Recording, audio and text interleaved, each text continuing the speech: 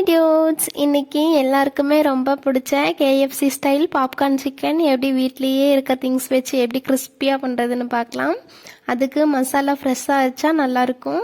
அதுக்கு மிளகு கொத்தமல்லி போட்டு பவுடர் பண்ணி எடுத்துக்கிறேன். ஃப்ரெஷ்ஷாக அரைச்சா மசாலா மனம் சூப்பராக இருக்கும்.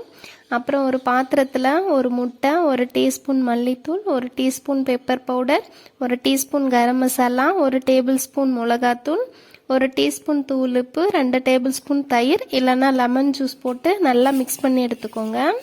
அப்புறம் 1/4 கிலோ போன்லெஸ் சிக்கனை போட்டு நல்லா மிக்ஸ் பண்ணி விட்டுருங்க. இதை 1 மணி நேரம் இல்லைன்னா 2 மணி நேரம் அப்படியே விட்டுருங்க.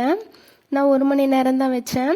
அப்புறம் ஒரு பிளேட்டில் மசாலாக்கு என்னெல்லாம் போட்டு மேரினேட் பண்ணமோ அந்த மசாலா, அடிஷ்னலாக கார்ன்ஃப்ளவரும் அரிசி மாவும் சேர்த்து தண்ணி விடாமல் நல்லா மிக்ஸ் பண்ணி எடுத்துக்கோங்க. அப்புறம் மேரினேட் பண்ண போன்லெஸ் சிக்கனில் ஒன்று எடுத்து அந்த பவுடரில் நல்லா பரட்டி எடுத்துக்கோங்க.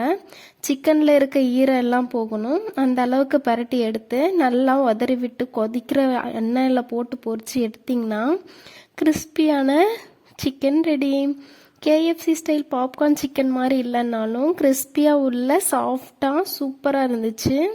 நீங்களும் ட்ரை பண்ணி பார்த்துட்டு எப்படி இருக்குன்னு கமெண்ட் பண்ணுங்கள். வீடியோ பிடிச்சிருந்தா சப்ஸ்கிரைப் பண்ணி சப்போர்ட் பண்ணுங்கள். அவ்வளோதான். டாடா.